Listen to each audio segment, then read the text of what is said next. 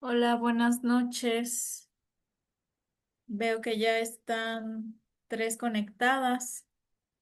Entonces yo creo que iniciamos la clase de una vez y ya que se vayan integrando sus compañeros a lo largo de la clase.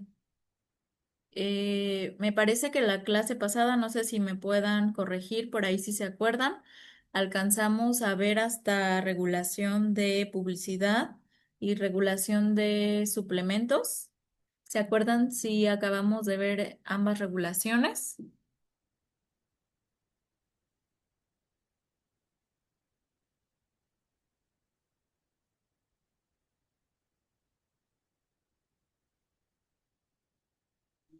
Sí, maestra, eso fue. Ok, entonces nos hace falta ver regulación en investigación y regulación en casos de inseguridad alimentaria. Entonces, antes de comenzar, para dar un pequeño repaso de lo que dijimos la clase pasada, en cuanto a regulación de publicidad, mencionábamos, por ejemplo, que la Ley General de Salud es la que establece que la publicidad, por ejemplo, no puede exagerar las propiedades de ningún producto, sea alimento o sea, por ejemplo, medicamento o suplemento. Ok, en cuanto a cuestión de alimentos o de procesados, no se puede exagerar o no se puede decir, por ejemplo, que un producto que se vende en el mercado o en el súper es saludable cuando no lo es. Ok, está prohibido. No se le puede atribuir ningún beneficio que no tiene algún producto porque eso prácticamente es como engañar al consumidor. Ok. Entonces, la que se encarga de regular directamente cuestiones de publicidad sanitaria es la COFEPRIS. La COFEPRIS es básicamente la encargada de autorizar la publicidad, tanto de productos de salud como medicamentos, como también de alimentos o de productos procesados, alimentos o bebidas. También la COFEPRIS se encarga de emitir las alertas sanitarias y de retirar los productos del mercado si es que en dado caso llegan a ser peligrosos o se llega a detectar por ahí que hay irregularidades en los productos. ¿Ok?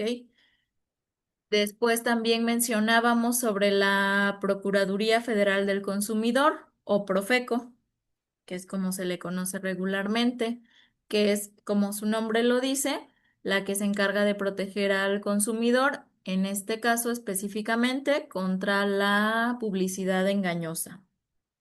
Y la Profeco pues puede sancionar a las empresas si están haciendo cierta publicidad engañosa para el consumidor y es el encargado de vigilar que la información que se dé en la publicidad sea clara para que el consumidor pueda tomar las decisiones de manera informada. ¿Ok? Luego, específicamente, en cuanto a la publicidad dirigida a niños, habíamos dicho que no se pueden utilizar caricaturas ni tampoco personajes atractivos para ellos, específicamente en productos que contengan sellos, que tengan exceso de sodio, exceso de grasa, exceso de azúcar, exceso de calorías. En la norma 051 está establecido que no se pueden utilizar caricaturas ni productos de televisión o de películas, porque hacen los productos atractivos para los niños y eso se intenta evitar, porque los niños son muy susceptibles a la publicidad. Ok. Luego con los suplementos dijimos que no están catalogados como tal, como medicamentos, ¿ok?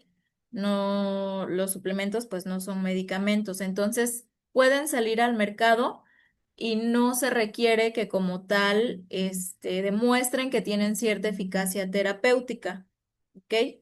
Hay un poquito menor de regulación que en cuanto a los medicamentos. No es necesario que un suplemento diga específicamente que tiene eficacia terapéutica, ¿ok?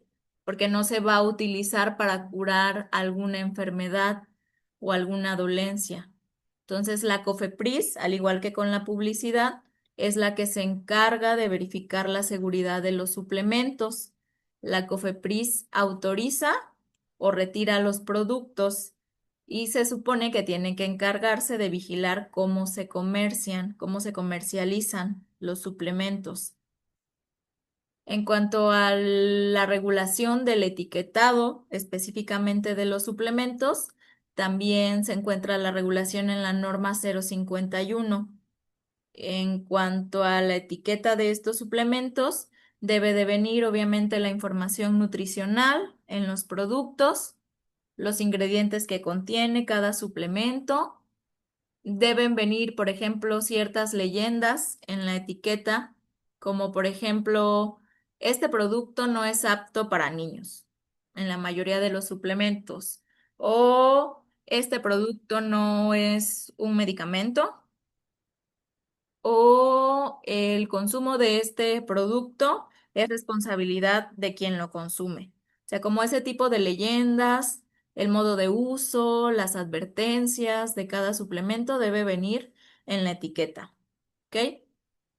Entonces, como no son medicamentos, los suplementos no pueden declarar en su etiqueta o en o en su publicidad que van a curar alguna enfermedad, ni pueden resultar, ni pueden prometer resultados milagro, porque pues no son medicamentos, no curan ninguna enfermedad. Un suplemento puede ser específicamente útil cuando hay alguna necesidad específica, como alguna deficiencia. Por ejemplo, los suplementos de hierro cuando una persona tiene anemia, por ejemplo. Solo en esos casos específicos de deficiencia, pero no curan ninguna enfermedad como tal, ni deben de sustituir ningún medicamento. No es como que me digan que un suplemento de vitamina D va a cambiarse por la metformina en un paciente diabético, por ejemplo. O sea, no se puede quitar ningún medicamento específico y comenzar a usar algún suplemento pensando que nos va a curar de ninguna enfermedad. ¿Ok? Entonces, pues básicamente creo que más o menos esos son los puntos como más importantes que hablamos de la regulación, específicamente en publicidad y en suplementos. Entonces, hoy vamos a hablar un poco sobre regulación en cuanto a investigación científica en México y también sobre en casos de inseguridad alimentaria. ¿Ok? Entonces, dejen que les comparta pantalla para la presentación. Aguántenme tantito. Dejen abrirla aquí en la computadora.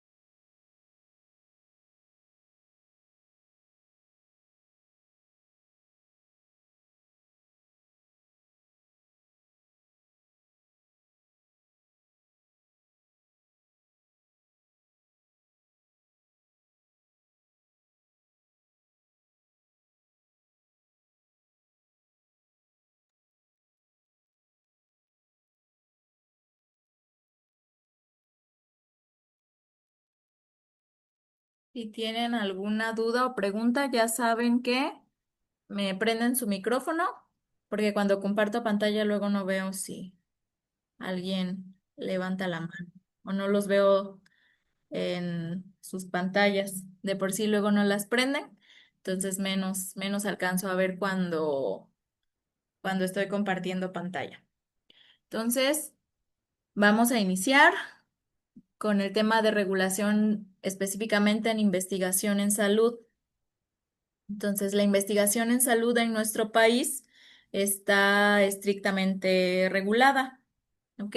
se rige igual por un marco legal y así como hemos visto con regulación en los anteriores temas, también la Ley General de Salud establece estas bases generales en cuanto a investigación, ¿ok? Y define cuáles son las responsabilidades que tienen los investigadores al momento de hacer investigación en salud, ¿ok?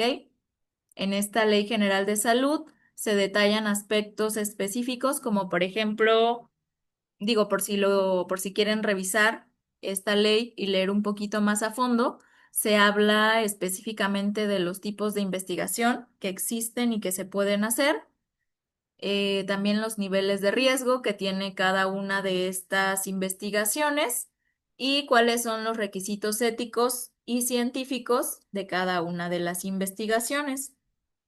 ¿Ok? Eso en la Ley General de Salud. Pero luego también está una norma oficial. Esta norma oficial es para investigación específicamente en seres humanos, ¿ok? Que es la norma 012. Es la más importante en este tema específicamente de investigación, porque nos dice cómo debemos hacer investigación en humanos de forma ética, segura y que sea científicamente válida, ¿ok? ¿Esto para qué? Para garantizar siempre la protección de todos los que vayan a participar en las investigaciones, porque lo principal en una investigación siempre va a ser proteger a los participantes. ¿Ok? Entonces, alguna de estas investigaciones, pues pueden ser ensayos clínicos en hospitales, estudios nutricionales, estudios transversales, estudios longitudinales, investigaciones en hospitales, tesis también. Luego salen artículos basados en tesis que hacen para maestrías o para doctorados en los que hay participantes humanos. Entonces, esta norma oficial mexicana nos establece que el participante siempre es la prioridad en la investigación.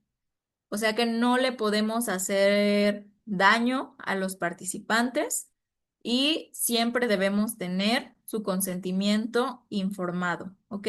Nadie puede participar en una investigación sin conocer cuáles son los riesgos de la misma, sin entender el objetivo del estudio, para qué está haciendo el investigador el estudio, lo tiene que saber el participante y debe aceptar voluntariamente. No tenemos que hostigarlo u obligarlo o meter presión para que alguien decida participar en el estudio. Siempre debe ser de manera informada y voluntaria. ¿Ok? Y también nos establece esta norma que debe haber una evaluación ética que es obligatoria antes de comenzar a realizar cualquier investigación. Esto se refiere a que ningún estudio se puede hacer sin que antes lo haya aprobado un comité de ética, ¿ok? Estos comités los forman expertos y se encargan básicamente de evaluar si el estudio tiene principios éticos y si va a proteger a los participantes, ¿ok? Siempre debe ser aprobada una investigación por un comité de ética.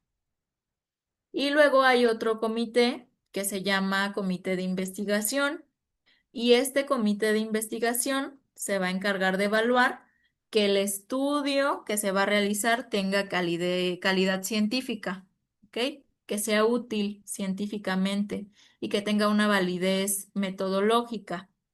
¿Esto a qué se refiere? A que mi diseño de mi estudio sea correcto, ¿ok? Que no vaya yo a cometer barbaridades en la metodología. Si yo voy a pesar y medir a mis pacientes, en mi diseño de estudio tiene que estar bien planteado cómo lo voy a hacer, qué aparatos voy a utilizar, qué báscula, qué estadímetro, cómo voy a medir y a pesar a mis pacientes, en dónde lo voy a hacer, voy a tener una sala para pesarlos y medirlos, cómo va a ser mi proceso de medición, que no deben tener zapatos, debe estar bien descrito todo ese proceso. Ustedes ya saben, por ejemplo, en medición no deben tener nada en la cabeza, deben estar en posición de firmes. Todas esas cuestiones, por ejemplo, deben ir detalladas en mi diseño de estudio, ¿ok? En mi metodología.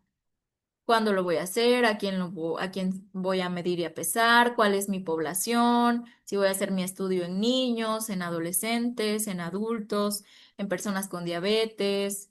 Todas esas cuestiones se encarga de evaluarlas el comité de investigación, ¿ok? Para que mi estudio tenga un buen diseño, ¿ok? Luego, eso principalmente en estudios de investigación, pero luego hay otros tipos de estudios que se llaman ensayos clínicos. Y en estos ensayos clínicos normalmente se incluyen, por ejemplo, eh, que los pacientes o que los participantes tienen que realizar intervenciones un poco más drásticas o con un nivel más alto de control. A lo mejor si se hacen en hospital, se involucran, por ejemplo, intervenciones dietéticas, a lo mejor un tipo de alimentación específico que se está probando para cierta enfermedad o algún medicamento nuevo que está probando a lo mejor alguna farmacéutica para diabetes o para hipertensión o para alguna enfermedad crónica. Entonces, en ese tipo de ensayos clínicos se requiere un nivel más alto de control. Aquí se requiere la autorización específicamente de la COFEPRIS y se requiere que haya un seguimiento más estricto del estudio y una evaluación de posibles riesgos para los participantes. ¿Ok?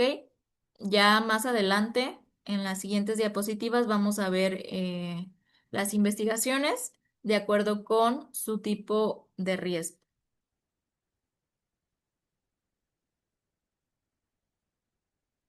Entonces, esta investigación en salud es una actividad sistemática que busca, pues obviamente, generar conocimiento científico para mejorar la salud de las personas. Siempre es como el intento, crear conocimiento científico, que nuestro conocimiento científico mejore la salud de las personas. Y para esto ya les decía que el consentimiento informado es un requisito fundamental para toda investigación.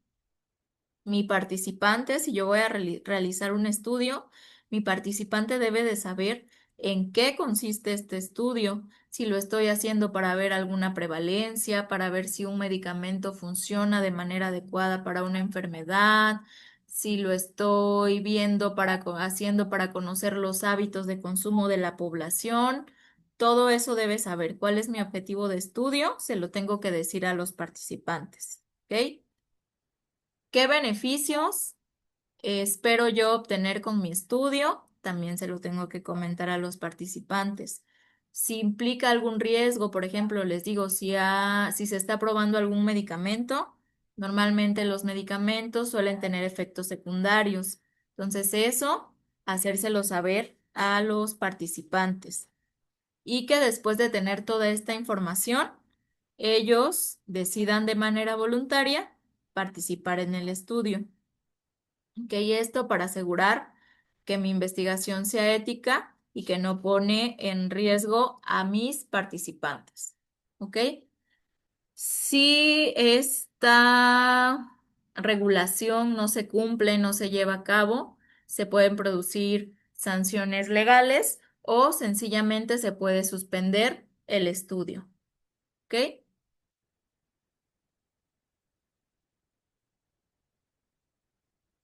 Ok, esto es lo que les decía de los tipos de investigación, dependiendo el riesgo, porque no todas las investigaciones tienen el mismo nivel de riesgo para las personas y por eso se clasifican de esta manera que aparece en la diapositiva.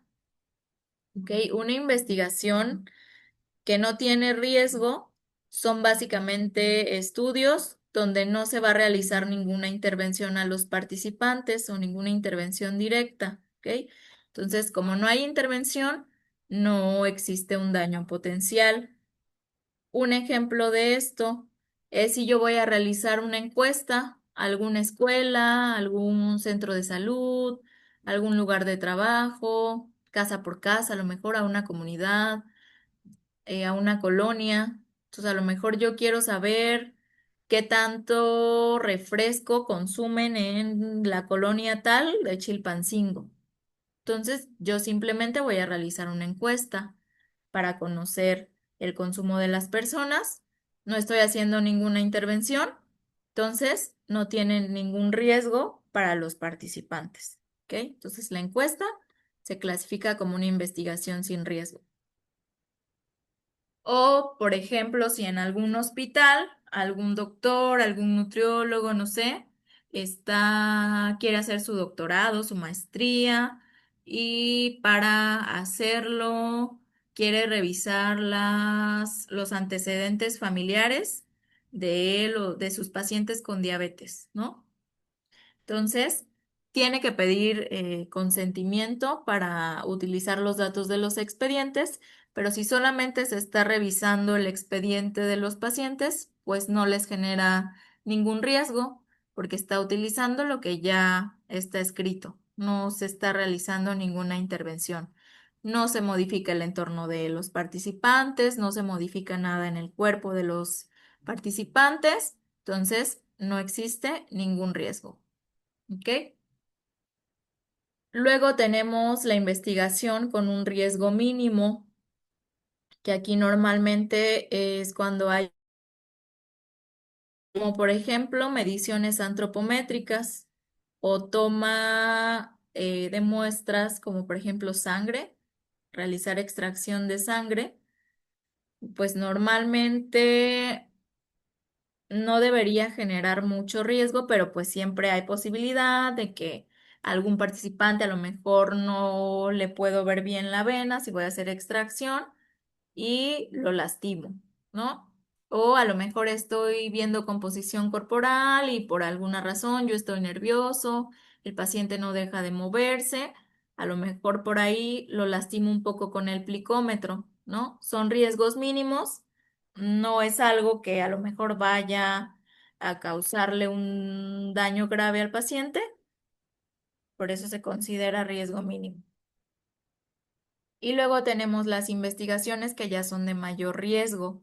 Aquí ya se involucran intervenciones más complejas, como por ejemplo, si voy a hacer una intervención en donde voy a realizar un cambio en la alimentación de algunos pacientes, por ejemplo, a lo mejor estoy probando un tipo de alimentación para una enfermedad específica, por ejemplo, la dieta cetogénica. Anteriormente se probó para pacientes eh, con epilepsia, me parece. Entonces, obviamente en la dieta cetogénica el consumo de hidratos de carbono es muy mínimo. Prácticamente casi se eliminaba este macronutriente de la alimentación y en la dieta cetogénica pues predomina el consumo de grasas y de proteínas. Y si mis pacientes no están acostumbrados a una alimentación tan baja en hidratos de carbono, pues yo le estoy haciendo un cambio dietético intensivo. Aunque tenga una enfermedad, pues estoy probando este nuevo tipo de alimentación. Aquí ya pues se considera una investigación de mayor riesgo o también los ensayos clínicos en donde les decía que se usan medicamentos por cualquier riesgo potencial de efecto secundario. ¿Ok? Y por eso en estas investigaciones el control debe ser más estricto. ¿Ok? Entonces, para eso existen estos comités que les comentaba, el comité de ética y el comité de investigación, para que todos estos estudios se les haga evaluación, ¿ok? Porque no puede realizarse un estudio si no tiene evaluación previa, ¿ok? Entonces, básicamente, estos comités se encargan de evaluar aspectos éticos, riesgos a los participantes para su protección y deciden si se aprueban, si se modifican o si de plano se rechaza una investigación. ¿Ok? El diseño científico, la metodología, la calidad del estudio. ¿Ok? ¿ok? A lo mejor mi estudio sí es ético y no le va a generar ningún daño a los participantes, pero a lo mejor tiene un mal diseño, una mala metodología, entonces, pues no va a servir de nada que lo realice, ¿ok? Y algunas personas requieren mayor protección al momento de hacer un estudio, que son pues principalmente las que conocemos como poblaciones vulnerables. ¿A quiénes se les considera población vulnerables? ¿Quién se acuerda? Pues a los adultos mayores, a Ujú, los niños, por ejemplo, las personas que tienen también alguna discapacidad, ok. pues, ya sea auditiva o física, bueno, física o emocional también. Mm, sí, A personas los que viven enfermas. en zonas marginadas también, o Ujú, rurales. sí, comunidades indígenas. Sí, en estos casos de estas personas que son consideradas población vulnerable, el consentimiento debe ser más cuidadoso. Aquí el participante puede decir que no, o a lo mejor puede aceptar en un principio. Se le explicó todos los pasos, el objetivo, los posibles riesgos, y la persona aceptó, pero a lo mejor a mitad del estudio cambió de opinión por la razón que sea y puede retirarse del estudio en cualquier momento sin que haya alguna represalia para ellos. ¿Ok? Entonces, primero en una investigación se tiene que realizar un protocolo. Este protocolo lo tienen que revisar los comités de ética y de investigación. Ellos son los que se encargan de autorizarlo, decir si pasa, o a lo mejor pasa, pero hace estas modificaciones, o de plano no pasa. Y si pasa, ya ahora sí se realiza la ejecución del estudio cuando se tiene a los participantes y el consentimiento informado de cada uno de los participantes. ¿Ok? Eh, aguanten, me voy a conectar mi computadora porque se me descargó.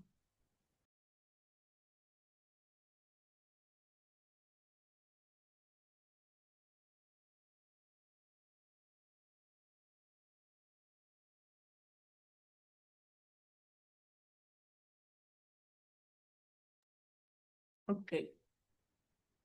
Entonces, cuando hablamos de ética en investigación, nos estamos refiriendo principalmente a los cuatro principios bioéticos que vimos en las primeras clases. No sé si fue la segunda, la tercera clase, cuando empezamos a ver los principios bioéticos, ¿ok? Eh, para dar un repaso de lo que significa cada uno, lo vamos a hacer específicamente, cada uno de los principios bioéticos, pero enfocados a la investigación. ¿Ok? Entonces tenemos el primer principio bioético que es autonomía, que la autonomía significa respetar la capacidad que tienen las personas de decidir lo que sea mejor para ellos o no. Entonces, cada participante, específicamente en investigación, tiene derecho de aceptar o de rechazar su participación en una investigación, y este principio de autonomía se logra mediante el consentimiento informado, porque se le debe de dar al paciente, al que queremos que sea nuestro participante, toda la información de manera clara y comprensible para que ellos de manera libre decidan si quieren participar o no, sin presionarlos. ¿Ok? Entonces, imagínense que ustedes son los investigadores y lo que ustedes deben de hacer es explicarle a cada participante cuál es el objetivo del estudio, cuáles son los riesgos y cuáles son los beneficios.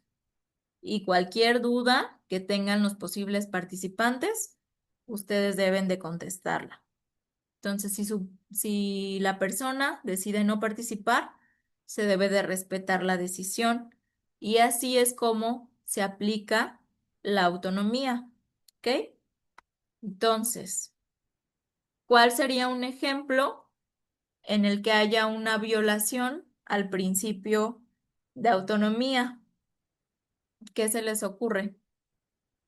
¿Cómo se podría violar este principio?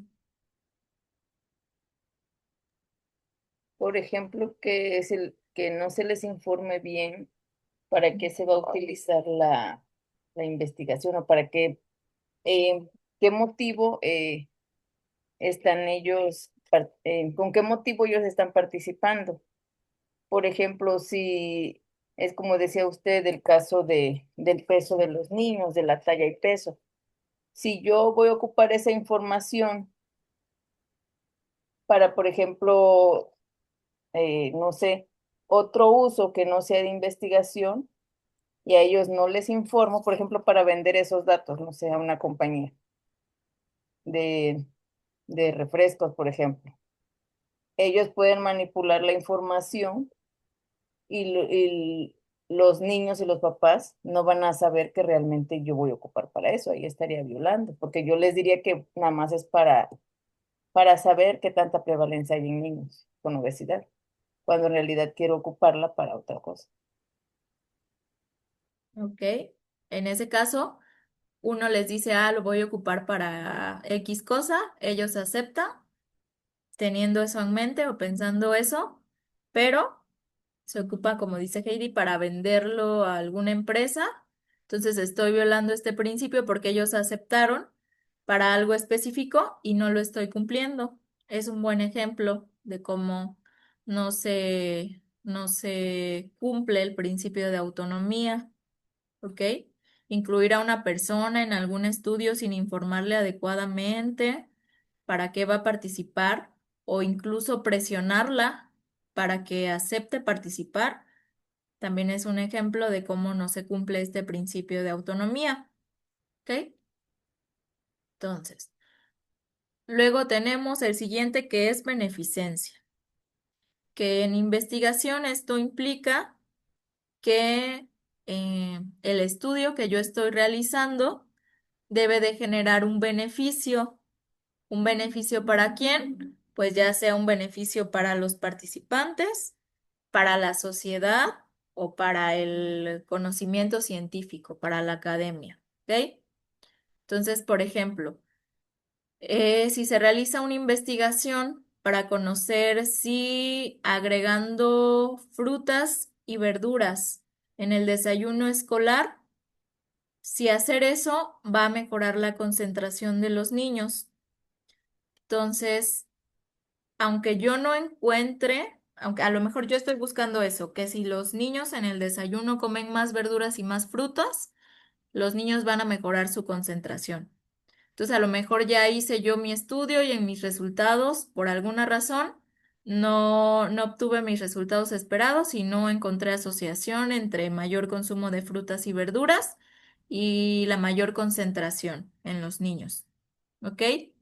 Pero aún así los niños estarían obteniendo un beneficio porque los niños estarían desayunando de mejor manera, estarían teniendo una mejor alimentación en el desayuno, porque pues está comprobado ya que el consumo de frutas y verduras tiene múltiples beneficios para toda la población, pero pues específicamente para los niños. Les da vitaminas, les da minerales, les da fibra.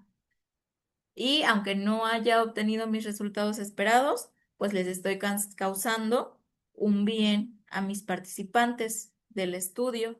¿Ok? A lo mejor no obtuve un beneficio para mi investigación o para el conocimiento científico en general, pero sí para mis participantes.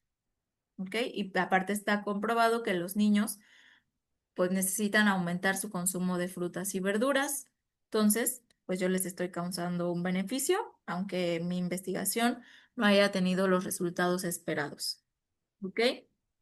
Entonces, una violación al principio de beneficencia sería a lo mejor si yo realizo un estudio que no tiene ninguna utilidad real ni ningún beneficio claro para nadie.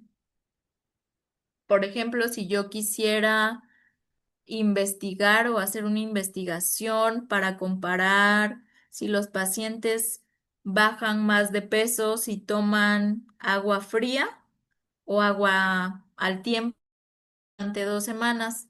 Entonces, durante 2 semanas, yo me encargo de hacer que mi grupo A de pacientes tome agua fría y mi grupo B de pacientes toma agua al tiempo. ¿Ok? A lo mejor mi estudio no le va a causar ningún daño a los participantes, que a lo mejor no les hace daño tomar agua fría ni agua al tiempo, pero no les está causando tampoco ningún beneficio. Aparte, en la literatura nunca se ha documentado que tomar agua fría o agua a temperatura ambiente tenga alguna relación con bajar más de peso o menos de peso, ¿ok? Entonces, no basta con que algo sea seguro, también debe ser útil para el conocimiento científico, para los participantes o para la investigación, ¿ok? Luego tenemos el principio de no maleficencia, que como su nombre lo dice, pues es no causar daño a los participantes. Entonces, antes de iniciar un estudio, por eso evalúan los comités los riesgos de cada estudio y se evita incluir pues procedimientos que sean invasivos o que sean innecesarios para proteger la seguridad del paciente. Entonces, si yo expusiera a mis participantes a riesgos altos sin justificación o sin tener medidas de seguridad, estaría violando el principio de no maleficencia, ¿ok? Por ejemplo, si yo quisiera hacer un estudio simplemente para conocer cuál es el consumo de algún grupo de alimento, pues eso fácilmente lo puedo conseguir con encuestas o con métodos simples. Entonces no sería ético someter a los participantes a procedimientos invasivos o más riesgosos. O sea, a lo mejor, si lo que yo quiero encontrar lo puedo encontrar con una encuesta, pues no les voy a sacar sangre a mis participantes. ¿Ok? No hay justificación para hacerlo y no sería algo ético, ¿ok? Entonces no se usan procedimientos invasivos si es algo innecesario. Luego, por último, tenemos el principio de justicia, que en este principio de justicia, pues se habla básicamente que los beneficios y los riesgos de la investigación deben distribuirse de manera equitativa entre los participantes. Un ejemplo de esto o algo a lo que se refiere es que a lo mejor yo no voy a utilizar ciertos grupos o cierto grupo de población solamente porque es más fácil acceder a ellos o que ellos acepten, ni excluir a otro grupo de personas que podrían beneficiarse con el estudio. Por ejemplo, si yo quisiera hacer una investigación para conocer la prevalencia de sobrepeso y de obesidad, a lo mejor lo recomendable sería incluir a personas de distintos niveles socioeconómicos. No solamente voy a incluir en mi estudio a personas con alto nivel socioeconómico o con bajo nivel socioeconómico. No voy a excluir a uno o a otro, a menos que en mi diseño de estudio pues yo lo tenga bien descrito. O no voy a excluir a los hombres o no voy a excluir a las mujeres. Digo, obviamente, si yo voy a hacer un estudio de menopausia, pues obviamente no voy a incluir a los hombres, solo voy a incluir mujeres. Pero si quiero conocer, como les digo, prevalencia de obesidad, no tendría por qué excluir a un grupo o a otro, ¿ok?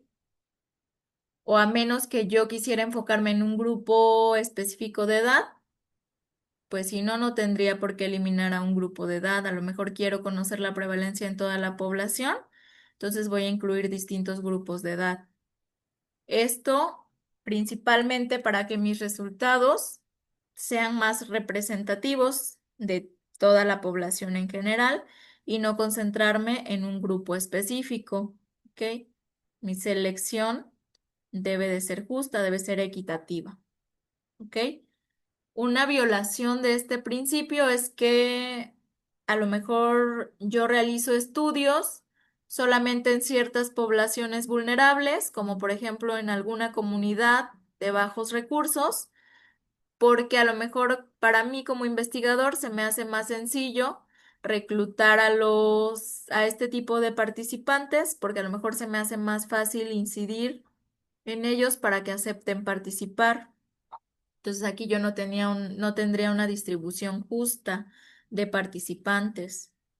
Solo estaría utilizando a un grupo específico de la población y a los demás los estaría dejando de lado.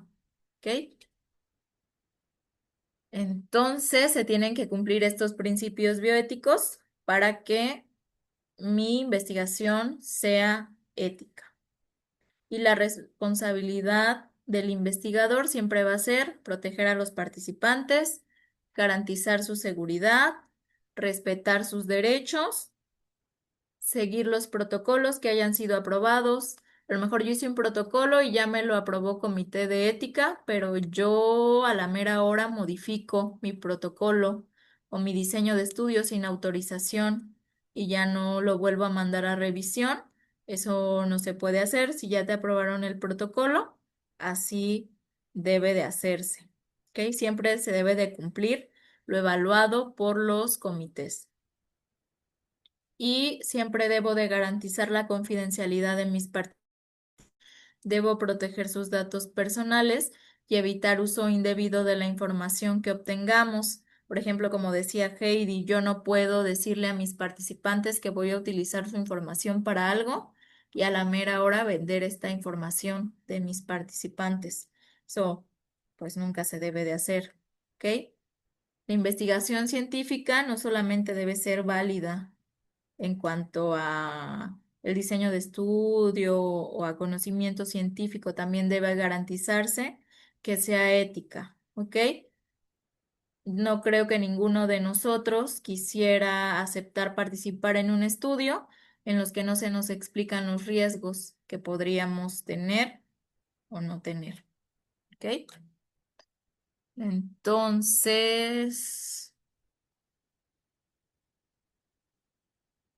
este es un ejemplo. Lo vamos a ir contestando aquí entre todos, ¿ok? Es un ejemplo actividad. Entonces, imagínense que ustedes son nutriólogos y que trabajan en un hospital y quieren hacer una investigación sobre la prevalencia de desnutrición en pacientes hospitalizados, porque está documentado que los pacientes en hospital, entre más tiempo pasen internados, tienen más riesgo de desnutrirse. Entonces, ustedes quieren conocer la prevalencia de pacientes hospitalizados que están desnutridos en ese hospital en el que están trabajando. ¿Ok? Entonces ustedes acceden a los expedientes clínicos que tienen en el hospital y comienzan a recopilar datos de peso, el diagnóstico de cada paciente, los hábitos de alimentación, sus antecedentes clínicos, sus antecedentes familiares, todo lo que aparezca en el expediente clínico. Pero no les están informando a los pacientes, no les están pidiendo su consentimiento, están sometiendo al comité de ética. Esto porque ustedes consideran que no le están generando ningún riesgo al paciente, porque pues solamente están utilizando su información para analizarla, pero no están realizando ninguna intervención. Entonces, ustedes se escudan en decir que como no le están generando un riesgo al paciente, pues no hay ningún problema. ¿Ok? Entonces, a ver quiénes están conectados. A ver, Javier, ¿estás por ahí? Sí, Sí, profe. ok. Entonces, en este caso específico, ¿qué principio o qué principios bioéticos se ven vulnerados en los pacientes del hospital?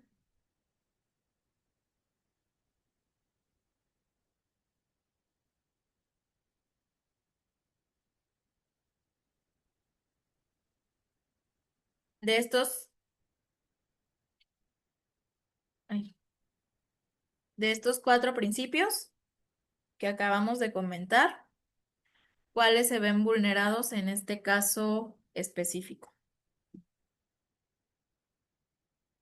La, la justicia, Ajá, ¿por qué consideras que la justicia? que a veces hay cosas que no son justas dentro de la institución, aunque es pública, hay cosas que debería de tener el hospital, pero como tal no las tiene.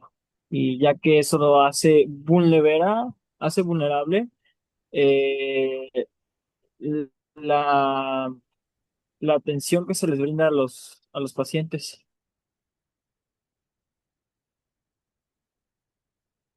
¿Ok? ¿Alguien más? ¿Qué otro principio se vulnera?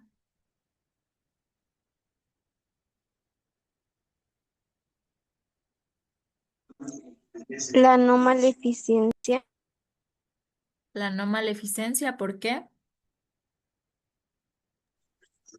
porque puede haber consecuencias si los pacientes no se enteran. Ok. ¿Qué consecuencias se te ocurren, Lore? O una consecuencia.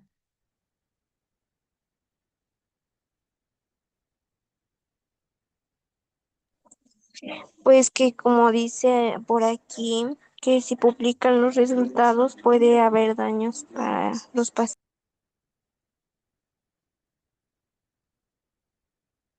Ok.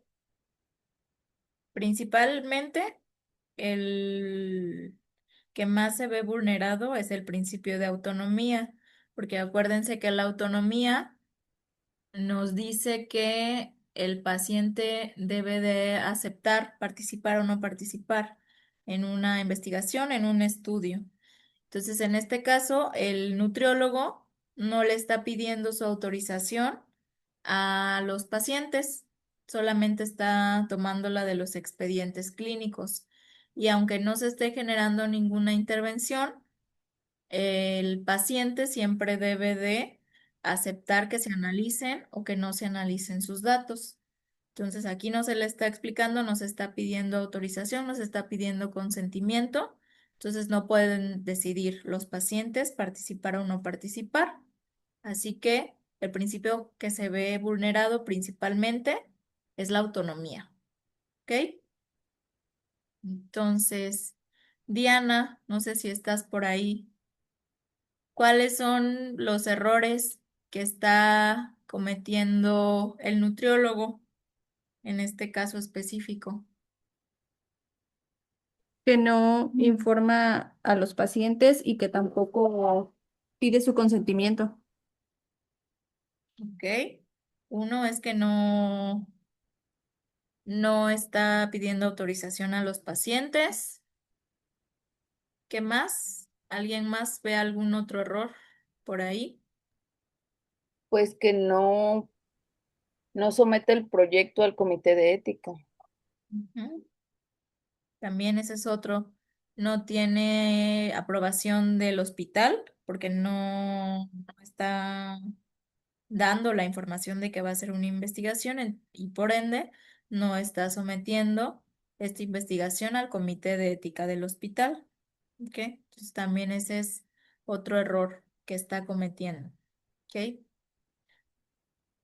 Bere, ¿tú crees que existe algún daño si el nutriólogo publica los resultados de su investigación, pero el paciente nunca se entera? ¿Crees que aún así hay algún daño? Yo considero que sí, ¿no? Porque pues está, está violando principalmente pues los derechos del paciente, ¿no? Se supone que hizo algo sin su consentimiento, que los publicara pues, de forma, ¿no? Puede alguien que diga no al paciente y se puede enterar, aunque el paciente nunca se va a enterar, pero pues yo digo carga así, ¿no? Porque está haciendo mal uso de una información que nunca se le autorizó. sea, a lo mejor no hay un daño físico en el paciente, pero sí podría Ok. considerarse como daño ético. No sé, se está ignorando Sí. la autonomía del paciente. El paciente nos debe dar siempre su autorización. Entonces, ¿qué confianza vamos a tener nosotros en un hospital o en el sistema de salud si está utilizando nuestros datos sin que nosotros sepamos? ¿Ok? No es algo ético. Debe de pasar. A lo mejor muchas veces utilizan los datos de los pacientes, pero no significa que esté bien. Aunque digan ojos que no ven, corazón que no siente, no es algo ético, entonces pues no debería de pasar. ¿Ok? Entonces, Merari, no sé si andes por ahí. ¿Cuáles crees tú que son los pasos que debió de haber seguido el nutriólogo para poder hacer su investigación? ¿Cómo? No le entendí, no alcancé a escuchar. Ah, que cuáles son los pasos que debió seguir el nutriólogo para poder realizar su investigación. Pues antes que nada, tener el consentimiento del paciente, ¿no? O Ujú. sea, informarle qué es lo qué investigación quiere realizar y si el paciente está de acuerdo para hacer la investigación, ¿no? Sí, avisarle al paciente, avisarle al hospital, también contar con la autorización institucional y También someter. creo que hablar con los familiares, ¿no? O sea, tomarlos en cuenta. Ok, dependiendo, sí, puede ser a lo mejor alguno de esos pacientes no tiene la capacidad de decidir, a lo mejor tiene alguna enfermedad que no se lo permite, entonces también se tiene que consultar con los familiares, dependiendo de la enfermedad, se debe tomar en cuenta a los familiares. Y someter también el protocolo de investigación con el comité de ética para que lo aprueben y ya, ahora sí pues ya que tiene autorización del hospital, autorización de familiares, de pacientes, y ya que está aprobado su protocolo, ahora sí ya puede ejecutar su estudio de investigación. ¿Ok? Y ya por último, ¿qué creen ustedes que es más importante en investigación? ¿O para ustedes qué es más importante? ¿Que se genere conocimiento o respetar los derechos de los pacientes, de los participantes? Yo creo que respetar los derechos del paciente, porque pues en base a ello es como será una buena investigación, porque si ellos no aceptan, pues no tiene caso que yo exhiba, por ejemplo, un conocimiento que no está fundamentado y no es aceptado. ¿Ok?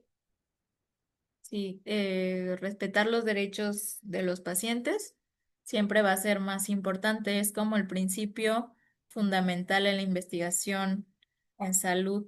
¿Ok? Autonomía, el paciente decide siempre. No maleficencia, no causarles ningún daño. Beneficencia, siempre buscar el bienestar de los participantes. ¿Ok? Justicia, que mi investigación sea equitativa, sea justa, como su nombre lo dice. No excluir grupos de algún tipo de población ni a ninguna persona, si puede entrar en el estudio.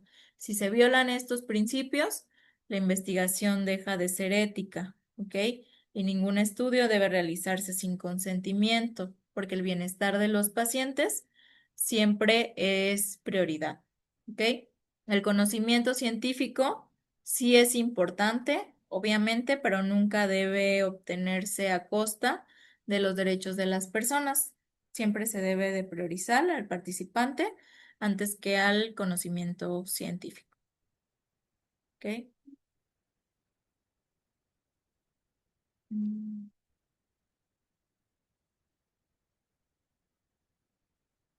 Y para cerrar el tema de regulaciones y ya iniciar la próxima clase con políticas públicas vamos a hablar sobre seguridad alimentaria específicamente. Yo sé que a lo mejor ustedes ya han visto este tema, ya lo han estudiado en alguna otra clase, pero para recordar, se ha definido que la seguridad alimentaria existe cuando todas las personas tienen en todo momento acceso físico y económico a alimentos suficientes, alimentos inocuos y alimentos nutritivos para llevar una vida saludable.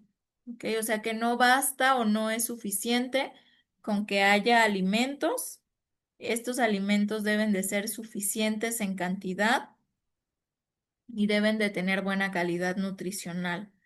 No es solo que vayamos a comer por comer, es que debemos de comer lo necesario para cubrir nuestras necesidades energéticas y nutricionales. ¿Ok? La alimentación, nuestra alimentación debe ser segura, debe ser libre de contaminantes, por eso se dice que debe de ser inocua. Debemos de tener fácil acceso a la alimentación, que haya mercado cerca de nuestra casa, que haya tiendas cerca de nuestra casa donde yo pueda comprar mis alimentos. Y debo de poder tener el dinero o la capacidad de pagar los alimentos, ¿ok? Porque a lo mejor, por otro lado, yo tengo muchos alimentos disponibles, pero si no tengo el dinero para comprar estos alimentos, entonces no tengo seguridad alimentaria, ¿ok? Si uno de estos aspectos que está en la diapositiva, acceso físico, acceso económico, alimentos suficientes, seguros, nutritivos, inocuos, si alguno de estos aspectos falla, o no los tengo yo como persona, entonces tengo inseguridad alimentaria. ¿Ok? Deben cumplirse todos estos aspectos de manera simultánea. Y esto hace pues que nos demos cuenta que la seguridad alimentaria no depende únicamente de nuestras decisiones individuales. Existen varios factores sociales, factores estructurales, como la pobreza, por ejemplo, la distribución de recursos, la disponibilidad, el acceso a servicios, que hacen complicado que todos tengamos seguridad alimentaria. ¿Ok? No basta con que hoy yo tenga alimentos disponibles o que hoy yo me pueda permitir comprar estos alimentos. Estas condiciones deberían de mantenerse a lo largo del tiempo, debería tener siempre yo estas condiciones favorables. ¿Ok? Las personas deberían de poder alimentarse de manera adecuada, de forma continua, todo el tiempo sin interrupciones.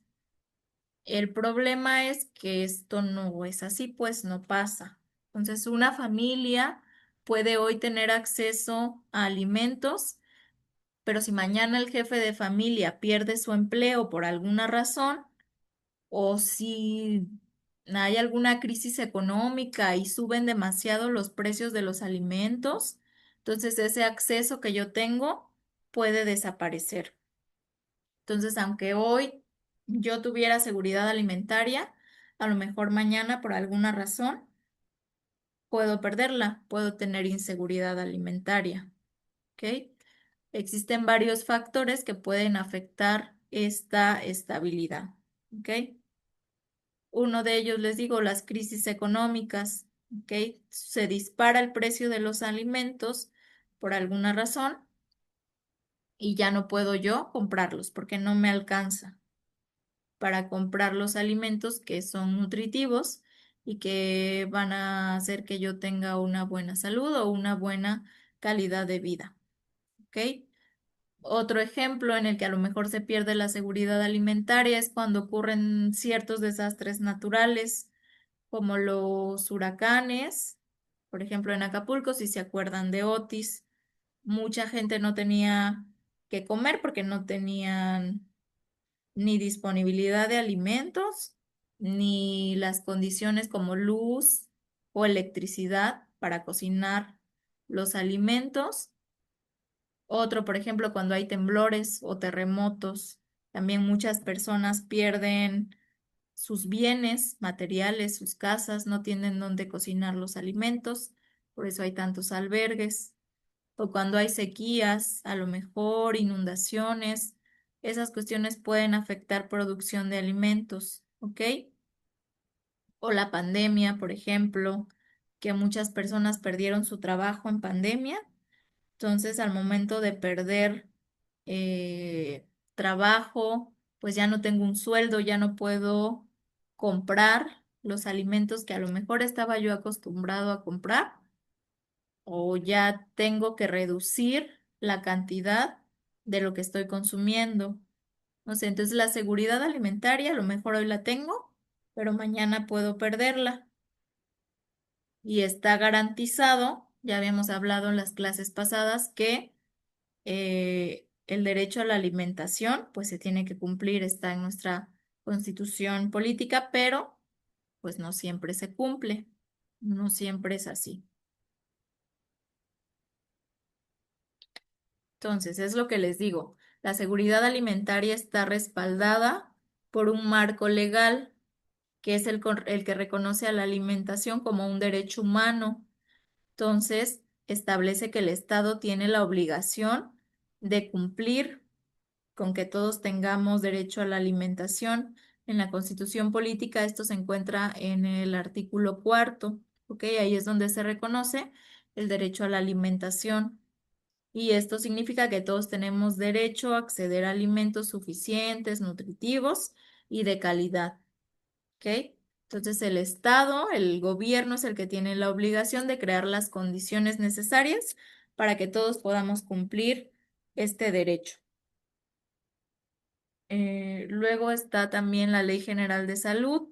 También en esta ley se establece que el Estado es responsable de proteger la salud de la población, y dentro de esas responsabilidades, pues se incluyen las acciones específicas relacionadas con la alimentación. Esto ya lo habíamos comentado en clases anteriores. También recientemente la Ley de la Alimentación Adecuada y Sostenible también promueve políticas públicas para garantizar la seguridad alimentaria en toda la población, pero decíamos que tristemente, pues esto no se cumple en la realidad. O sea, está en papel, sí está descrito en la ley, pero pues no se cumple. Entonces, ¿qué creen ustedes que pasa con la alimentación cuando ocurre alguna emergencia, como un huracán o como una pandemia? ¿Qué mencionaba ahorita que puede ocurrir con la alimentación en situaciones de emergencia? Bueno, que se ve afectada la seguridad alimentaria, porque ¿Ok? pues, por ejemplo, en un huracán como fue Otis, pues las personas quizás tenían dinero, pero al no haber alimentos, pues no podían comprar nada y entonces emigraron, se vino como que la desbandada de personas para Chilpancingo, vieron la manera de buscar alimentos acá, y acabarse ahora sí lo que había aquí en los supermercados. Hubo un desabasto horrible de alimentos, de cosas higiénicas. Entonces ahí pues sí ocurrió eso y sí estuvo un poquito muy feo, porque ahí no importaba la clase social, ahí fue parejo, tenías dinero, no tenías alimento, o no podías comprar, no, igual se acabó la gasolina, ya después ya no tenían el modo de moverse.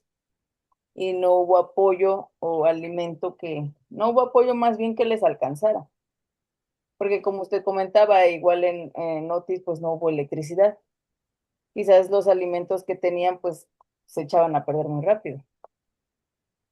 Entonces sí afectó mucho eso, la alimentación. Igual yo creo que ahí hubo mucha desnutrición por el mismo hecho de no tener alimentos disponibles. O los alimentos que daban como apoyo eran puros enlatados, justo como no tenían electricidad, pues obviamente lo que pudieran comer así en frío sin necesidad de utilizar una estufa. Y como dices, que muchos se fueron a Chilpancingo y hubo desabasto, ahí tuvieran dinero o no, es que no había comida disponible porque se había terminado. Entonces, son situaciones complicadas y aunque en condiciones normales de por sí ya puede haber dificultad muchas veces para acceder a ciertos alimentos, específicamente en contextos como en desastres naturales, en pandemias, en crisis económicas. Por ejemplo, estos problemas pues se intensifican y afectan a grandes sectores de la población en muy poco tiempo. No nada más van a afectar a los de bajo nivel socioeconómico o a los de alto nivel socioeconómico, o sea, afectan parejo a grandes sectores de la población. Entonces, en huracanes, en terremotos, se pueden dañar infraestructuras, por ejemplo, que saquearon en Otis, saquearon los mercados, las tiendas donde se podía comprar alimentos. Se pueden destruir a lo mejor ciertos campos de cultivo, igual se pueden cerrar carreteras y así afectar la distribución de alimentos. Entonces, aunque haya alimentos en otras regiones, en otros lugares, en otros estados, la ayuda no puede llegar a esas personas que lo necesitan si se daña un trozo de carretera, por ejemplo, si quedan incomunicados. Son entonces diferentes aspectos que hacen complicado, sobre todo esas cuestiones de alimentación. Y que igual decíamos en Otis, pues a lo mejor no era solamente los alimentos, sino también ciertas cuestiones de higiene básico también se terminaban. Entonces, se afectan varios aspectos, no solo la alimentación.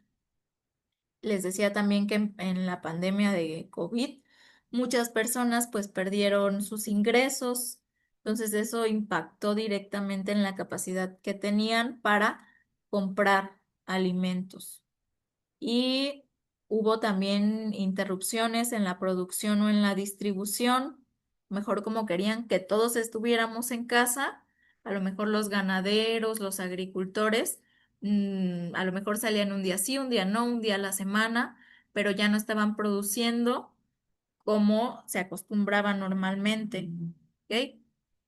Y luego en las crisis económicas, pues aumentan los precios de los alimentos. Y en este caso se afectan principalmente las poblaciones más vulnerables, porque mayor proporción de lo que ellos ganan o de su ingreso lo destinan pues a la compra de alimentos. Entonces, cuando los precios suben, estas familias de bajos recursos se ven obligadas a reducir la cantidad de lo que consumen o de lo que compran para comer. Y esto a la larga pues impacta en el estado nutricional de estas personas. Por eso en casos de emergencia, como dice Heidi, aumenta el riesgo nutricional, a lo mejor de desnutrición o de ciertas deficiencias de nutrientes. Entonces, ciertas personas pueden presentar desnutrición a mediano o largo plazo por la falta de alimentos o en otros casos, pues recurrir a alimentos a lo mejor más económicos, pero que son de baja calidad nutricional para poder satisfacer sus necesidades.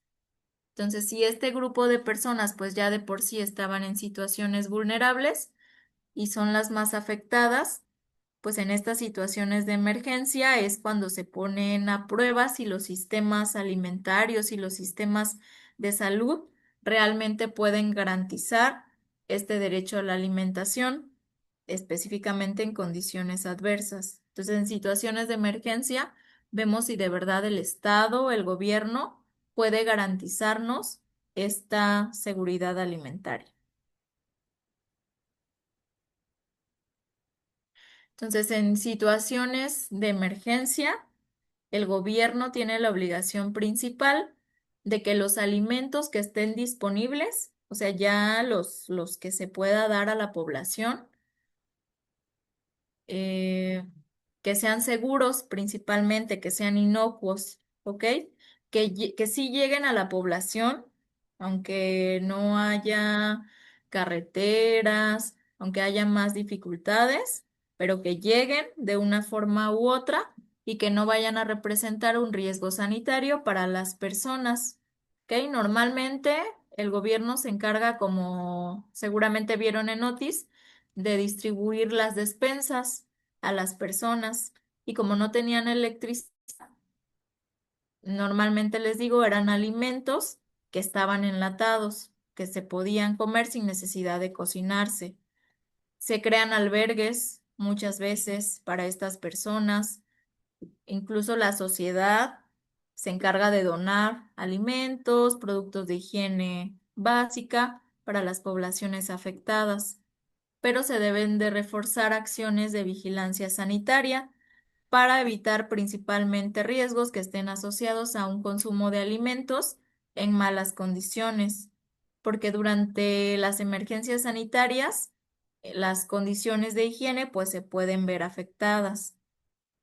Entonces se pueden llegar a presentar problemas relacionados con alimentos contaminados, sobre todo si por algún desastre natural pues no hay agua potable, por ejemplo, no hay electricidad, entonces hay mala conservación de estos productos por falta de refrigeración o igual si no hay luz pues por falta de condiciones adecuadas para almacenar los alimentos. Entonces estos riesgos aparte pueden generar más consecuencias para la salud. Se pueden generar a lo mejor intoxicaciones alimentarias o infecciones gastrointestinales. Después de estos desastres naturales, aumenta mucho el riesgo de las enfermedades transmitidas por alimentos y por agua. Yo no sé ustedes si supieron, pero por ejemplo, igual cuando fue Otis, que es como de los casos más recientes que hubo, tampoco había, por ejemplo, dónde ir a tirar la basura. Entonces en las calles se hacían montones de basura y había muchísima mosca, pero demasiado. Y eran moscas gigantes, moscas de color verde, así horribles. Y luego hacía muchísimo calor, entonces había más moscas aparte de eso. Y hubo mucha gente que tuvo enfermedades gastrointestinales, justamente por eso porque las condiciones de higiene no eran las adecuadas. ¿Ok? Entonces, ¿qué creen ustedes que sea más peligroso en una emergencia sanitaria? ¿No tener alimentos de plano o sí tener alimentos, pero que sean alimentos que están contaminados? ¿Qué creen ustedes que sea peor o que sea más peligroso? Pues yo creo que, Pues ¿Tener qué? Perdón, no escuché. tener los alimentos contaminados sería más peligroso porque pues póngale que van a, pues ya más al rato les van a dar las enfermedades, ¿no? O alguna infección. Ujú. Si hay falta de alimentos, a lo mejor el daño es un poco más a mediano o largo plazo, ¿no? Desnutrición, deficiencia de nutrientes, pero si tenemos alimentos contaminados que vamos a comer, a lo mejor el daño es más rápido, diarrea, vómito, deshidratación por consumirlo.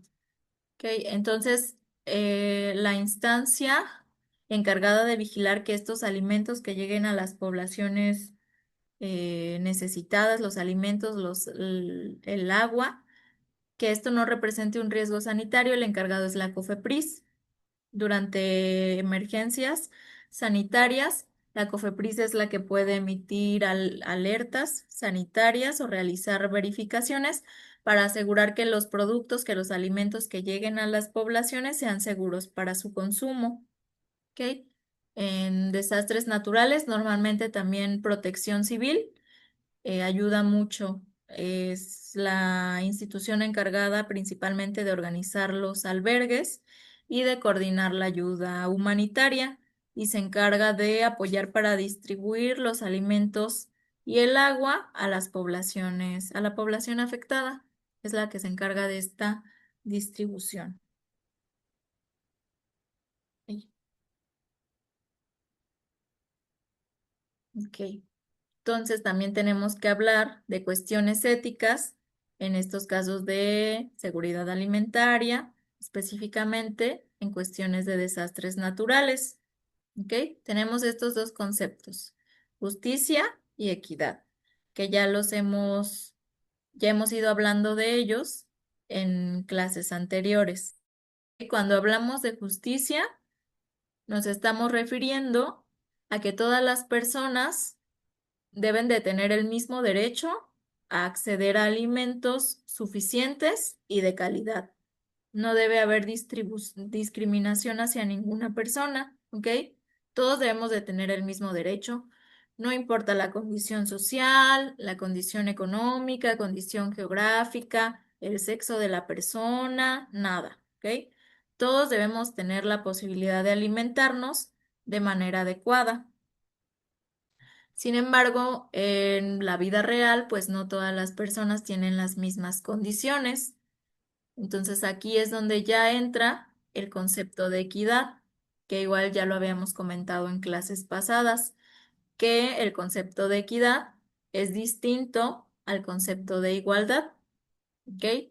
La equidad implica que nosotros reconozcamos que sí existen desigualdades en las personas y que para lograr un acceso justo, en este caso específico a la alimentación, es necesario que le demos más apoyo a quienes más lo necesitan o a quienes tienen menos, ¿ok? Dar más a quien más lo necesita. Eso es equidad. No, igualdad sería darle lo mismo a todos, sin importar qué, y equidad es darle más a quien más lo necesita, ¿ok? Entonces, justicia es que todos tengan el derecho a acceder a los alimentos, pero equidad es ayudar más a quien tiene menos posibilidades de acceder a estos alimentos, ¿ok?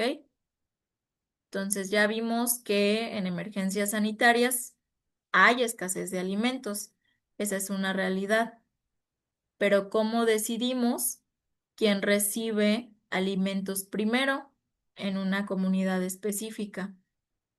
Si hay escasez de alimentos, no es recomendable que estos alimentos se distribuyan de manera igualitaria, de manera igual para todos, sino que siempre se deben de priorizar a los grupos vulnerables, que ya nos decía Heidi hace ratito, que entre estos grupos vulnerables se encuentran niños, adultos mayores, personas en situación de pobreza, comunidades aisladas, comunidades marginadas, personas con alguna enfermedad y aparte, en situaciones de emergencias sanitarias, vamos a agregar también a las mujeres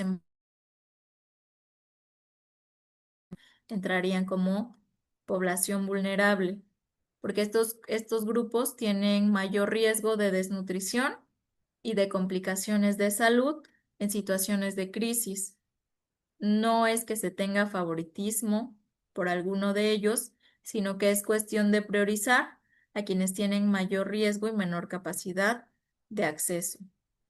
¿Ok? Entonces estas decisiones pues no son fáciles, no son sencillas, implican dilemas éticos. ¿Ok? No siempre en situaciones de emergencia va a haber suficientes recursos para todos.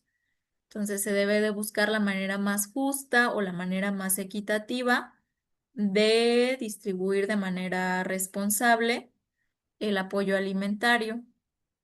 Que imagínense que en alguna comunidad, no vamos a decir nombres, ocurrió algún, no sé, un terremoto.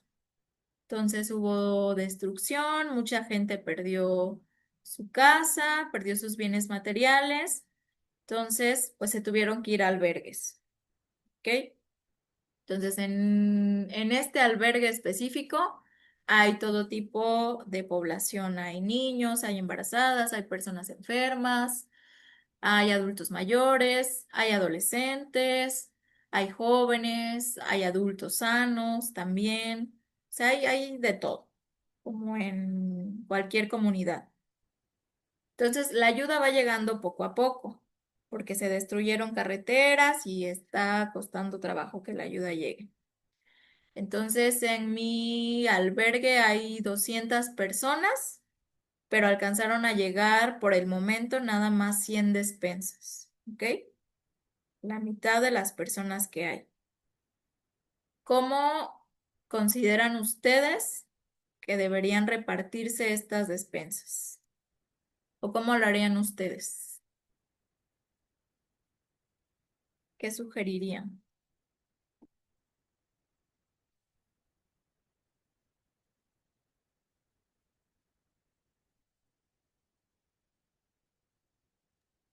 Pues podría levantarse un censo en la población para ver a Ok. quién se les debe de dar primero las despensas, tomando en cuenta eh, la regulación, el acceso a ellas, tomando en cuenta los grupos vulnerables primero.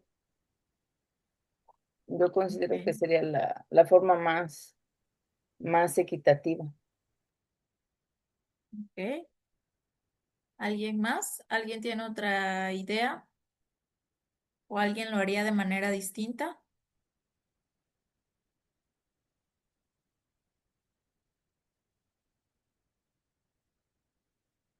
Ya dijo Heidi que ella recomienda crear un censo para ver quiénes son las personas más vulnerables y así dar de las despensas de manera equitativa.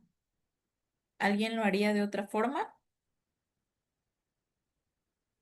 ¿O alguien cree Bueno, que... también en eso, por ejemplo, bueno, como lo aplicaron acá, ¿no? Por ejemplo, si las familias están 3 o 4 casas juntas, ¿no? Y que son de la misma familia, pues nomás le daban a una. Era una por familia, según, aunque a lo mejor hubiera una persona de adulto mayor, hubiera una embarazada, pero si son de la misma familia, nada más daban una despensa. También podría ser. Ok, dar una despensa por familia. Ok, entonces, de manera, Pero ahí, de por manera, ejemplo, maestra, ya no entraría el derecho de la alimentación, porque si en una familia, como dice Bere, son 4 casas y son todos de una familia, ¿cómo saber si una despensa les va a alcanzar para todos? Porque si son 4 casas, hablaríamos de, no sé, mínimo 12 personas. Entonces ahí hay una desigualdad. es complejo, es complicado. En esos casos de emergencias sanitarias, cuando la ayuda por alguna u otra razón no llega de manera rápida. Entonces, de forma ética, la mejor decisión no siempre va a ser la más igualitaria. Se necesita que sea lo más justo posible y lo más equitativo. Entonces, aunque se debería garantizar el derecho a la alimentación para todos, si no alcanza por alguna razón para todos, lo más ético sería priorizar a los grupos vulnerables, a los niños, mujeres embarazadas, adultos mayores, a lo mejor alguna persona que esté enferma. Entonces, a estas personas se recomendaría asignarles primero la despensa completa. Ya si el niño es de alguna familia o la embarazada es de alguna familia y por familia consideran ellos repartir de manera igualitaria esta despensa, pues ya depende de cada uno, ¿no? Pero primero se tiene que cubrir los grupos prioritarios. Ya después, a lo mejor con las despensas que queden, ya ahora sí se buscaría distribuir de manera proporcional el resto de estas despensas o complementar con otras estrategias. La verdad es que luego cuando hay albergues, en esos albergues normalmente se ponen un servicio para comedores para que las personas vayan a almorzar, comer, cenar dentro de lo que se pueda. Y no se recomienda repartir de manera igualitaria, sino de forma equitativa, porque les digo, no todas las personas tienen el mismo nivel de riesgo. Entonces, a lo mejor un adulto sano puede sobrevivir mejor con menos alimento que una embarazada o que un adulto mayor, que tienen a lo mejor más riesgo de enfermar si no tienen el apoyo suficiente o el alimento suficiente. Entonces, tratar a todos de manera igualitaria en una situación desigual puede llegar a ser injusto. Por eso se priorizan los grupos vulnerables. ¿Ok? Entonces, ok. Este era el caso que ya comentamos, pero ahora nada más. ¿Quién creen ustedes que debe recibir alimentos primero de los grupos vulnerables específicamente, ¿a quién priorizarían ustedes? ¿A niños, a adultos mayores, a personas enfermas o a embarazadas? Todos son grupos vulnerables, pero ¿a quién priorizarían ustedes de esos grupos vulnerables? A personas enfermas. Ok, personas enfermas. ¿Por qué? Porque quizá pues lo que más necesitan pues o depende de cada enfermedad, ¿no? Pero a veces hay personas que requieren de como de la alimentación pues como que digamos urgente, ¿no? Y bueno, yo considero que es por eso, pues porque como que requieren más. Ok, personas enfermas. ¿Alguien priorizaría primero a otro grupo vulnerable?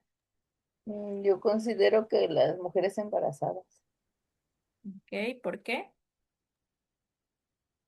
Bueno, porque ellas ya tienen una necesidad mayor en cuanto a sus requerimientos nutricionales, porque ya no es solo ella, o sea, no es el gasto de energético de ella, sino que ya son dos personas. Y si ella no recibiera el alimento, pues estaríamos, no sé, arriesgando la vida de dos personas. Ok, entonces ya alguien dijo personas enfermas y ya dijeron también embarazadas. ¿Alguien priorizaría primero a los niños o a los adultos mayores?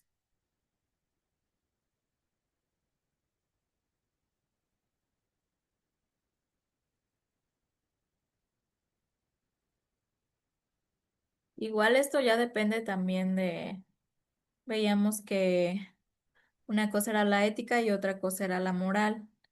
Entonces, a lo mejor cada quien tiene una moral distinta y a lo mejor alguien dice, no, pues los niños son más importantes porque tienen mayor riesgo, no sé, de desnutrición aguda y a lo mejor a largo plazo pueden tener un impacto irreversible en su desarrollo, en su estatura.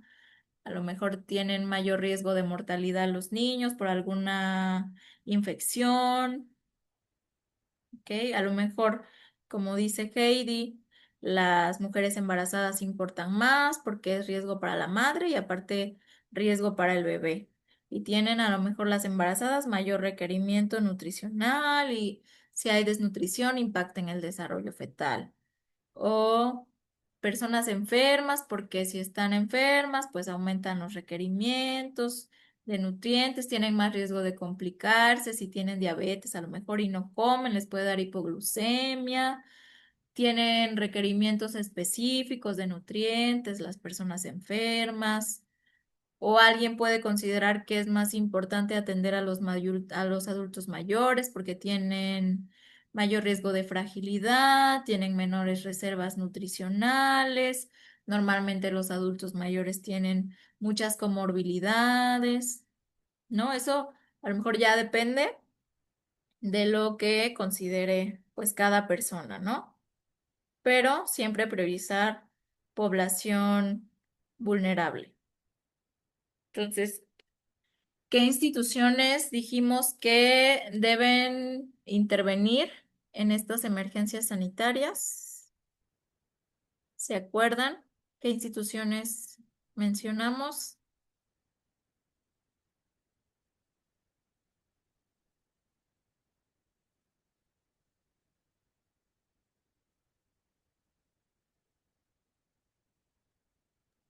Pues ahí entraría lo que es el protección civil, podría apoyar en encuestas, podría entrar la COFEPRIS también para ver lo de la sanidad y todo eso, regular los alimentos que estén, que lleguen en buenas condiciones, y sobre todo la Secretaría de Salud para ver lo de las personas enfermas, ya que ellos llevan llevan ahora sí que bases de datos donde se ve en qué casa hay enfermos o en qué casa hay embarazadas. Acuérdense que la Secretaría de Salud es la máxima autoridad sanitaria en nuestro país y es la encargada de organizar la atención médica, de evaluar riesgos en salud. Como dice Heidi, tienen ahí sus encuestas, sus bases de datos, COFEPRIS, Protección Civil, principalmente son las instituciones que intervienen cuando hay emergencias sanitarias. Luego, ¿qué riesgos sanitarios existen en cuestión de emergencias sanitarias? ¿Qué riesgos importantes hay?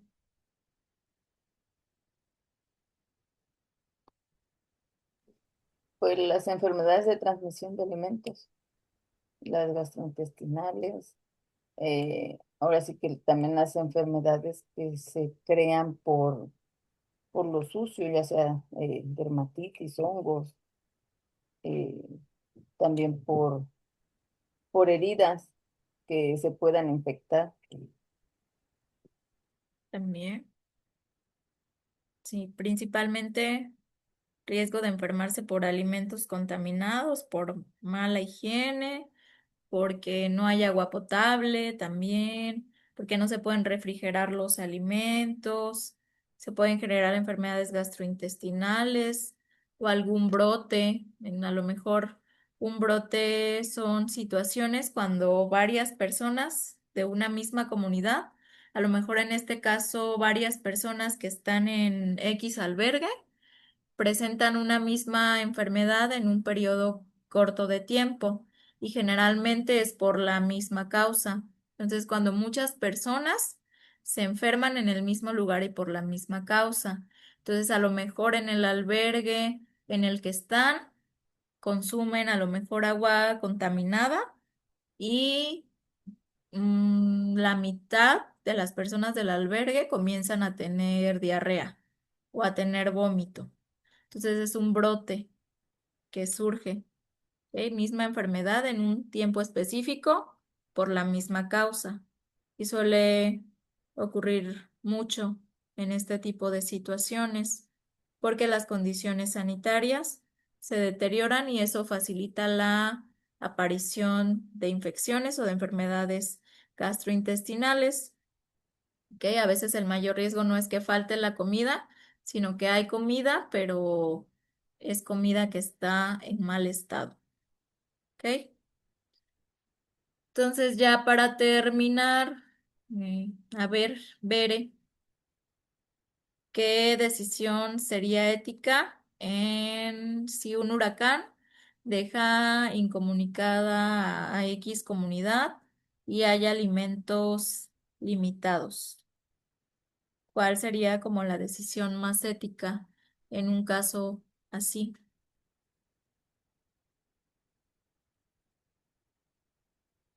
en general? Ya abarcando todas los grupos vulnerables o cómo. Ajá, en general, toda la situación, lo que tú consideres que sería más ético, en general. Pues, por ejemplo, pues en el caso de brindar el apoyo como son las despensas, pues, llegar a esas comunidades que estén más vulnerables, ¿no? Porque, por ejemplo, en acá, pues también se hace una encuesta de ver cuáles son las comunidades más afectadas y entonces serían las que se atenderían primero, ¿no? Y ya llegando a la ayuda a la comunidad, pues ahora sí priorizar los grupos más vulnerables. Por ejemplo, pues hay también octavo enfermos, pues ya tienen un padecimiento, ¿no? Entonces, de manera necesitan más atención. Ir como clasificándolos, ¿no? Y pues sobre todo buscar la comunidad tenga el acceso a esos alimentos mientras pues ahora sí se restablecía, ¿no? ¿Ok? Sí, lo más ético sería siempre ayudar a quienes más lo necesitan, no nada más en el caso de la alimentación, sino en general, igual si necesitan un lugar donde dormir, productos de higiene básica también, como mencionábamos, priorizar a los más vulnerables y en caso de alimentación, pues distribuir los alimentos disponibles, priorizando a las personas con mayor riesgo nutricional y verificar que estos alimentos que se le están ofreciendo a las personas sean alimentos seguros, que no estén contaminados y ya después pues hacer la distribución equitativa para el resto de la población. Eso sería como lo principal en estos casos de situaciones de emergencia. ¿Ok? Eh, Por ejemplo, maestra, en esos casos de emergencia, como usted comenta, muchas veces se utilizan albergues. ujú. Sería también priorizar que que haya saneamiento, ¿no? En el albergue donde van a estar las personas, para evitar ahora sí que alguna enfermedad por alimentos, porque pues ahí van a cocinar y prácticamente van a hacer todo las personas. Sí, ahí van a hacer su vida diaria hasta que todo se normalice. Entonces también debe haber situaciones de higiene, no solo en preparación de alimentos, que sí, pero también en general debe haber higiene en todo el albergue, porque es en el lugar donde van a dormir, donde se van a asear dentro de lo posible. Y como mencionabas, luego también puede haber enfermedades de la piel por esas condiciones de mala sanidad. Entonces, sí, en general se deben de garantizar situaciones de higiene en todo el albergue. La ayuda, sí debe llegar la ayuda como pueda, pero también debe ser una buena ayuda que no vaya a perjudicar a las personas en general. Ok, le vamos a dejar hasta aquí por hoy. Ya la próxima clase comenzamos a hablar de políticas públicas específicamente y ya comenzamos a platicar sobre las actividades que vamos a realizar en la semana presencial. No sé si ya les avisaron que cuándo va a ser la semana presencial, del 1 al 5 de junio, me parece. Entonces ya la próxima clase platicamos sobre eso y sobre el tema de políticas públicas. Yo ayer me metí a plataforma para calificar los trabajos que no había terminado de calificar y que apenas estaban subiendo y vi que no les abrieron tema para esta semana o ya se los abrieron. ¿Ya lo pueden ver o todavía no? Eh, Yo me salió una notificación que tenía un pendiente que se vencía el 3, creo que es un cuestionario, no lo he abierto todavía. Ah, pero en cuestión de los temas, ven que luego viene la descripción del tema, el objetivo, el contenido temático. Ese sí lo pueden ver de esta semana que es desde el 27 me parece, al 1 de mayo, hasta el 3 de mayo. No sé si ya la pueden ver en plataforma ustedes.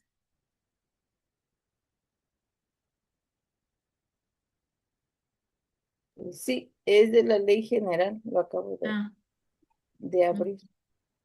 entonces sí lo pueden ver. Ok, entonces, si no hay dudas, preguntas, hasta aquí terminamos el día de hoy y nos vemos en 2 semanas, que sería el 10 de junio, 10 de mayo, me parece. ¿Qué? No. ¿Qué día es en 2 semanas? Es el 29, el 13 de mayo, me parece. Miércoles 13 de mayo. Ok. Entonces, ¿alguna duda, alguna pregunta, comentario?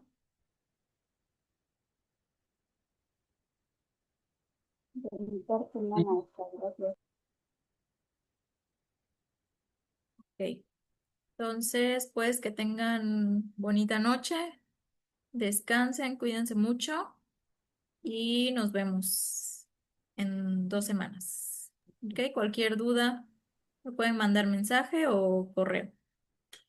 ¿Ok? Buenas noches, gracias. Sí, maestra, Adiós, profe. gracias. Buenas noches. Hasta luego. Gracias. Hasta luego, maestra.